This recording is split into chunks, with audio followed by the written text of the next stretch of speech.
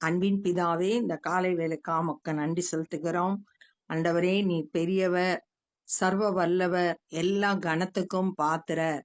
ஆண்டவரே, நீரே துதிக்கப்படத்தக்கவர். ஆண்டவரே, மை துதிக்கிறோம், ஸ்தோத்தரிக்கிறோம். தேவனுக்கு கீழ்ப்படியுங்கள், பிசாசுக்கு எதிர்த்து நில்லுங்கள், அப்பொழுது அவன் உங்களை விட்டு ஓடி போவான் என்று சொல்லியிருக்கிறேன். உம்முடைய வார்த்தையின்படி நாங்கள் உமக்கு கீழ்ப்படிந்து பிசாசுக்கு எதிர்த்து நிற்க, எல்லா சூழ்நிலையிலும் உம்மை பிரியப்படுத்துகிறவர்களாய் வாழ கிருபை செய்யுங்க. நேசிக்கிற இயேசு கிறிஸ்துவின் இனிய நாமத்தில் கேட்கிறோம் பிதாவே, ஆமே. லூக்கா 23வது அதிகாரம் 28வது வசனம். இயேசு அவர்கள் முகமாய் திரும்பி, எருசலேமின் குமாரத்திகளே, நீங்கள் எனக்காக அழாமல் உங்களுக்காகவும் உங்கள் பிள்ளைகளுக்காகவும் அழுங்கள். திரளான கூட்ட ஜனங்களும் அவருக்கு பின்னாடி புலம்பிக்கிட்டு வந்தாங்க. அழுகிற பெண்களும் அவருக்கு பின் சென்றார்கள். முந்தின வசனத்துல நம்ம வாசிக்கிறோம்.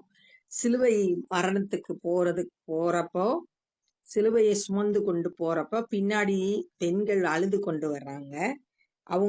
அவங்க பக்கமா திரும்பி, எருசலேமின் குமாரத்திகளே, எனக்காக அழுகாதீங்க. அவங்க எல்லாம் இயேசு படுகிற பாடுகளை பார்த்து அழுதாங்க. அதற்காக அழாதீங்க. உங்களுக்காகவும் உங்கள் பிள்ளைகளுக்காகவும் உங்களோட பாவத்திலிருந்து மனம் திரும்பி உங்களுக்காகவும் உங்கள் பிள்ளைகளுக்காகவும் அழுங்கள் அப்படின்னு சொல்லிட்டு அவங்கள பார்த்து பேசுறாரு. ஜனங்களுக்கு ஒரு மனம் திரும்புதல் வேணும் அப்படின்றத சொல்றாரு. இதோ மலடிகள் பாக்கியவதிகள் என்றும், பிள்ளை பெறாத கற்பங்களும் பால் கொடாத முலைகளும் பாக்கியம் உள்ளதென்றும் சொல்லப்படும் நாட்கள் வரும். மலடினா சபிக்கப்பட்டவங்களா எண்ணப்பட்டாங்க. பிள்ளை பெறாத கற்பம் இதெல்லாம் சாபத்திற்கான அடையாளம். அதெல்லாம் மாறி பாக்கியம் உள்ளதுன்னு சொல்லக்கூடிய நாட்கள், சாபமெல்லாம் ஆசீர்வாதமா சொல்லக்கூடிய நாட்கள் வரும். அப்பொழுது மலைகளை நோக்கி எங்கள் மேல் விழுங்கள் என்றும், குன்றுகளை நோக்கி எங்களை மறைத்து கொள்ளுங்கள் என்றும் சொல்லத் தொடங்குவார்கள். ஆண்டவருடைய நியாய தீர்ப்பு நாள் வரும்போது ஜனங்கள் மலைகள்கிட்ட ஓடி போய் எங்க மேல விழுந்துக்கோங்க, மறைச்சுக்கோங்க, குன்றுகளை பார்த்து எங்களை மறைத்து கொள்ளுங்கள் அப்படின்னு சொல்லுவாங்க. இது ஓசியா தீர்க்க தரிசன புஸ்தகம் 10வது அதிகாரம் 8வது வசனத்திலையும் இதே மாதிரி ஒரு வசனம் சொல்லப்பட்டிருக்கு. வெளிப்படுத்தல் 6:16 இதே மாதிரி சொல்லப்பட்டிருக்கு. ஏன்னா தேவனுடைய கோபத்துக்கு முன்பாக நிற்க முடியாது. அதற்கு மலைகளும் குன்றுகளும் எங்களை மறைத்து கொள்ளுங்கள் அப்படின்னு சொல்லிட்டு ஜனங்கள் சொல்றாங்க. ஆண்டவருடைய நியாய தீர்ப்பு நாள்ல அவருக்கு முன்னாடி நிற்க முடியாம ஜனங்கள் சொல்லுகிறத பார்க்கிறோம். பச்சை மரத்துக்கு இவைகளை செய்தால் பட்ட மரத்திற்கு என்ன செய்ய மாட்டார்கள் என்றார். பச்சை மரம் அப்படின்னு சொல்றது இயேசு தன்னை குறித்து சொல்றார். பச்சை மரமான தனக்கே இவ்வளோ கஷ்டங்களை கொடுப்பார்களானால், இவைகளை செய்தால் பட்ட மரத்திற்கு என்ன செய்ய மாட்டார்கள். ஜனங்களை பார்த்து, நீங்களாம் பட்ட மரங்கள், உங்களுக்கு எவ்வளோ கஷ்டங்களை கொடுப்பாங்க அப்படின்னு சொல்லிட்டு இயேசு சொல்றத பார்க்கிறோம். குற்றவாளிகளாகிய வேறே 2 பேரும் அவரோடு கூட கொலை செய்யப்படுவதற்கு கொண்டு போகப்பட்டார்கள். இயேசுவோட சேர்ந்து 2 குற்றவாளிகளையும் கொலை செய்த சிலுவை மரணத்துல சந்திக்கும்படியா கொண்டு போகப்பட்டாங்க. ஏன்னா ஏசாயா தீர்க்க தரிசன புஸ்தகம் 53வது அதிகாரம் 12வது வசனத்துல அக்கிரமக்காரரில் ஒருவராக எண்ணப்பட்டார் அப்படின்னு சொல்லிட்டு வந்திருக்கு. அந்த தீர்க்க தரிசனம் நிறைவேறும்படி 2 குற்றவாளிகளுக்கு நடுவில இயேசு சிலுவையில அறையப்பட்டார். அவரோடு கூட போனாங்க.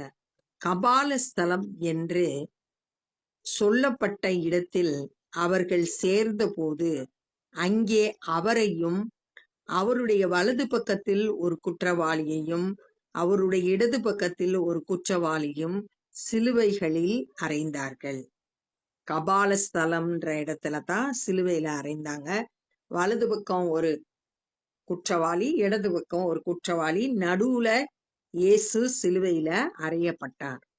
அப்பொழுது இயேசு, பிதாவே, இவர்களுக்கு மன்னியும், தாங்கள் செய்கிறது இன்னதென்று அறியாதிருக்கிறார்களே என்றார்.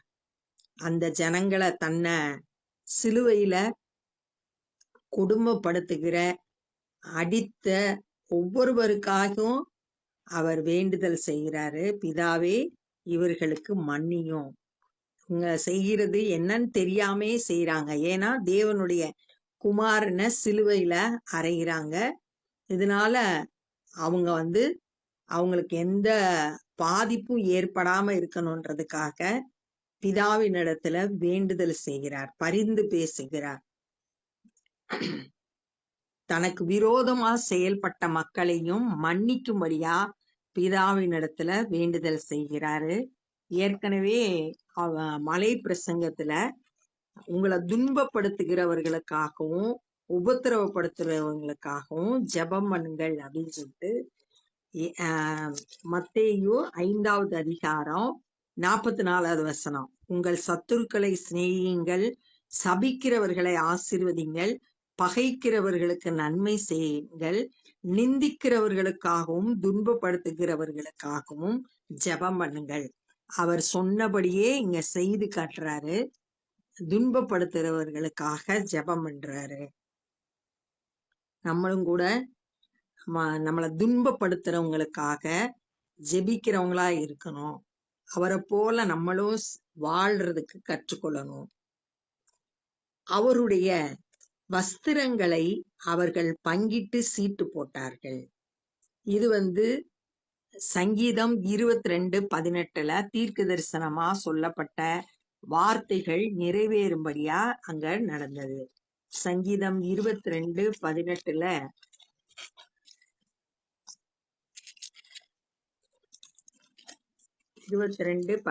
சொல்லப்பட்டிருக்கு, என் வஸ்திரங்களை தங்களுக்குள்ளே பங்கிட்டு என் உடையின் மேல் சீட்டு போடுகிறார்கள் அப்படின்னு சொன்ன வார்த்தை நிறைவேறும்படியா அங்க நடந்தது. யாருக்கு சீட்டு விழுகுதோ அவங்களுக்கு அந்த வஸ்திரத்தை கொடுத்துறதுக்காக கிழிச்சு கொடுக்காம அப்படியே வச்சு சீட்டு போட்டு அவங்கள அந்த போர் சேவகர் தங்களுக்குள்ள சீட்டு போட்டு எடுத்துக்கிட்டாங்க. ஜனங்கள் நின்று பார்த்து கொண்டிருந்தார்கள். அவர்களுடனே கூட அதிகாரிகளும் அவரை இகழ்ந்து, இவன் மற்றவர்களை ரட்சித்தான், இவன் தேவனால் தெரிந்து கொள்ளப்பட்ட கிறிஸ்துவானால் தன்னைத்தானே ரட்சித்து கொள்ளட்டும் என்றார்கள். ஜனங்கள் நின்றுட்டு இருக்காங்க, அவங்க கூட அதிகாரிகள் இருக்காங்க. அதிகாரிகள் எல்லாம் கேலி பண்றாங்க. மற்றவங்களுக்கு உதவி செய்து ரட்சித்தான், ஆனா தன்னைத்தானே ரட்சித்து கொள்ளட்டும், இவன் கிறிஸ்துவானால். அப்ப கிறிஸ்துன்னு அவங்க என்ன செய்யல, ஏற்றுக்கொள்ளாம கேலி பண்றாங்க. கிறிஸ்துவா இருந்தா தன்னைத்தானே இந்த சிலுவையில இருந்து ரட்சித்து கொள்ளட்டும் அப்படின்னு சொல்லிட்டு கேலி பண்றாங்க. போர் சேவகரும் அவரிடத்தில் சேர்ந்து அவருக்கு காடியை கொடுத்து, கசப்பு கலந்த காடிய போர் சேவகர்கள் கொடுக்கறாங்க. நீர் யூதரின் ராஜாவானால் உன்னை ரட்சித்துக் கொள் என்று அவரை பரிகாசம் பண்ணினார்கள். கேலி பண்றாங்க போர் சேவகர்கள். அதிகாரிகள் கேலி பண்ணதை பார்த்தோம், இப்ப போர் சேவகர்கள் கேலி பண்றாங்க. நீ யூதருடைய ராஜாவா இருந்தா, நீ மேசியாவா இருந்தா உன்னை நீயே காப்பாத்திக்கோ, இந்த சிலுவையில இருந்து தப்பிச்சிரு அப்படின்னு சொல்லிட்டு கேலி பண்றாங்க. இவன் யூதருடைய ராஜா என்று கிரேக்கு, லத்தீன், எபிரேய எழுத்துக்களில் எழுதி அவருக்கு மேலாக வைக்கப்பட்டது. அந்த சிலுவை மரத்துல மேல் பகுதியில யூதருடைய ராஜா அப்படின்னு எழுதி 3 மொழி எழுத்துக்கள்ல எழுதி வைக்கப்பட்டிருந்தது, கிரேக்கு, லத்தீன், எபிரேய மொழியில. அன்றியும் சிலுவையில் அறையப்பட்டிருந்த குற்றவாளிகளில் ஒருவன், நீ கிறிஸ்துவானால் உன்னையும் எங்களையும் ரட்சித்துக் கொள்ளென்று அவரை இகழ்ந்தான். ஒரு குற்றவாளி என்ன சொல்றான்? நீ கிறிஸ்துவா இருந்தா உன்னையும் காப்பாத்து, எங்களையும் காப்பாத்து அப்படின்னு சொல்லிட்டு சொல்றான். அப்ப 35வது வசனத்துல அதிகாரிகள், நீ கிறிஸ்துவானால் உன்னை நீயே ரட்சித்துக்கொள் அப்படின்னு சொன்னாங்க. 37வது வசனத்துல போர் சேவகர்கள், நீ யூதருடைய ராஜாவா இருந்தா உன்னை நீயே காப்பாத்திக்கோ அப்படின்னு சொல்லிட்டு சொல்றாங்க. 39வது வசனத்துல சிலுவையில அறையப்பட இருந்த குற்றவாளிகள்ல ஒருத்தன், நீ கிறிஸ்துவானால் உன்னையும் எங்களையும் ரட்சித்துக்கொள் அப்படின்னு சொல்லிட்டு 3 இடத்துலயும் இயேசுவ பரிகாசம் பண்றத நம்ம பார்த்தோம். அப்ப இந்த நாள்ல என்ன கற்றுக்கொள்றோம்னா, இயேசுவுக்கு சிலுவை மரணத்துக்கு போகும்போது அவருக்கு பின் சென்ற பெண்கள் எல்லாம் அழுதாங்க. அப்ப அவங்கள பார்த்து இயேசு சொல்றாரு, எனக்காக அழுக வேண்டாம், உங்களுக்காகவும் உங்க பிள்ளைகளுக்காகவும் அழுங்கள் அப்படின்னு சொல்லிட்டு சொன்னாரு. ஏன்னா இந்த சிலுவை மரணமே இந்த ஜனங்கள் ரட்சிக்கப்படணும், பாவத்துல இருந்து விடுதலை பெறணும், அதுக்காகத்தான் இயேசு எல்லாரோட பாவத்தையும் தன் மேல் ஏற்றுக்கொண்டார். அதனால நீங்க மனம் திரும்பி ரட்சிப்பை பெற்றுக்கொள்ளுங்கள் அப்படின்னு சொல்லிட்டு அவங்க கிட்ட சொல்றாரு. தேவனுடைய நியாய தீர்ப்பு வரும்போது மலைகள் குன்றுகளை பார்த்து எங்களை மறைத்து கொள்ளுங்கள் என்று சொல்ல தொடங்குவார்கள் அப்படின்னு சொல்லிட்டு சொன்னா, பச்சை மரமாகிய இயேசுவுக்கே இவ்வளவு பாடுகள்னா பட்ட மரமான உங்களுக்கு என்ன செய்வார்கள் அப்படின்னு சொல்லிட்டு சொல்லப்பட்டிருக்கு. இயேசுவோடு கூட 2 குற்றவாளிகளும் சிலுவையில அறையப்பட்டாங்க. வலது பக்கம் ஒரு குற்றவாளி, இடது ஒரு குற்றவாளி. சிலுவையில இருக்கும்போது கூட இயேசு தனக்கு இவ்வளோ கஷ்டத்தை கொடுத்த மக்களுக்காக ஜெபம் பண்றாரு. பிதாவே இவர்களுக்கு மன்னியும், என்ன செய்யறோன்றத தெரியாம செய்றாங்க, தேவனுடைய குமாரனை சிலுவையில அறைகிறாங்க அப்படின்றத சொல்றாரு. அதுக்கப்புறம் போர் சேவகர்கள் இயேசுவோட வஸ்திரத்தை சீட்டு போட்டு தங்களுக்குள்ள பகிர்ந்து கொண்டாங்க.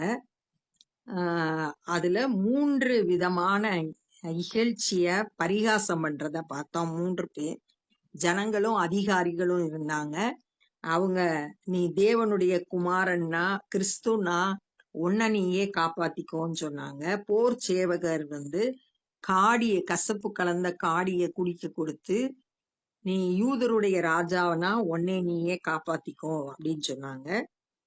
அடுத்து 3வது, சிலுவையில இயேசுவோடு கூட அறையப்பட இருக்கிற குற்றவாளியில ஒருத்தன், நீ கிறிஸ்துவானால் உன்னையும் எங்களையும் ரட்சித்துக்கொள் அப்படின்னு சொல்லிட்டு பரிகாசம் பண்ணி கேலி பண்ணி இகழ்ந்தத தியானிச்சோம். எல்லாத்தையும் இயேசு பொறுமையோடு சகித்தார். அவர் நினைச்சிருந்தா ஒரே நிமிஷத்துல அந்த இடத்துல இருந்து தப்பிச்சிருக்க முடியும். ஆனா தேவ திட்டம் ரட்சிப்பின் திட்டம் நிறைவேறும்படியா இந்த உலக மக்களோட பாவத்தை எல்லாம் தன்மேல் ஏற்றுக்கொண்டு அதுக்குரிய தண்டனைய தான் ஏற்றுக்கொண்டு ஜனங்களை ரட்சிக்கும்படியா இது எல்லாத்தையும் பரிகாசம், இகழ்ச்சி, பாடுகள் எல்லாத்தையும் பொறுமையோடு சகித்து அந்த ரட்சிப்பின் திட்டத்தை நிறைவேற்றி நமக்கு ரட்சிப்பை கொடுத்திருக்காரு.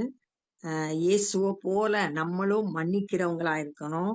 இயேசு நமக்காக பட்ட பாடுகளை உணர்ந்து நம்ம அந்த ரட்சிப்பை பெற்றுக்கொண்டு அந்த ரட்சிப்புல நிலைத்திருக்கிறவங்களா இருக்கணும். இப்ப நம்ம ஜெபம் பண்ண போறோம். அன்பின் பிதாவே, இந்த காலை வேளையில கூட உடைய வார்த்தைகளை தியானிக்க நீங்க கொடுத்த கிருபைக்காக உமக்கு நன்றி செலுத்துகிறோம். நியாய தீர்ப்பு நாளுக்கென்று எங்க ஒவ்வொருவரையும் ஆயத்தப்படுத்துங்க. ஆண்டவரே, நாங்கள் செய்த பாவத்துக்குரிய தண்டனைய நீர் ஏற்றுக்கொண்டு உம்முடைய ரட்சிப்பை எங்களுக்கு தந்திருக்கிறீங்க. இலவசமாய் கொடுத்திருக்கிற அந்த ரட்சிப்பை நாங்க பெற்றுக்கொண்டு கடைசி பரியந்தம் உமக்குள்ள நிலைத்திருக்க எங்க ஒவ்வொருவருக்கும் கிருபை தாங்க. ஆண்டவரே, உம்மை போல ஆண்டவரே மன்னிக்கிற சுவாபம் எங்களிடத்துல காணப்பட வேண்டும். எங்களுக்கு விரோதமாய் செயல்படுகிற மக்களையும் கூட நேசிக்கக்கூடிய அன்பை தாங்க. துன்பப்படுத்துகிறவர்களுக்காக ஜெபிக்க கற்றுத்தாங்க. ஆண்டவரே மை துதிக்கிறோம். பகைகள், கசப்புக்கள், விரோதங்கள் எதுவும் எங்களுக்குள்ள இருக்கக்கூடாதுப்பா. சுத்திகரிப்ப கட்டளையிடுங்க. உம்மை போல எங்களை மாற்றுங்க. இந்த காலை வேளையில எங்களை முற்றிலுமாய் ஒப்பு கொடுக்கிறோம். இந்த நாள்ல சுவிசேஷ பணி செய்கிறவங்களை பயன்படுத்துங்க. சத்தியத்தை சரியாய் போதிக்க, தைரியமாய் அறிவிக்க கிருபை தாங்க, ஞானம் தாங்க, பலன் தாங்க. ஊழியத்துல பயன்படுத்துங்க. அநேகர் சத்தியத்தை அறிந்து விடுதலை பெற்றுக்கொள்ள கிருபை செய்யுங்க. ஆண்டவரே, நாங்களும் சுவிசேஷ பணி செய்ய பலன் தந்து வழி நடத்துங்க. நேசிக்கிற இயேசு கிறிஸ்துவின் இனிய நாமத்தில் கேட்கிறோம் பிதாவே, ஆமென். என் ஆத்துமாவே கர்த்தரை ஸ்தோத்திரி, என் முழு உள்ளமே பரிசுத்த நாமத்தை ஸ்தோத்திரி. என் ஆத்துமாவே கர்த்தரை ஸ்தோத்திரி, கர்த்தர் செய்த சகல உபகாரங்களை மறவாதே. ஆமென். God bless you.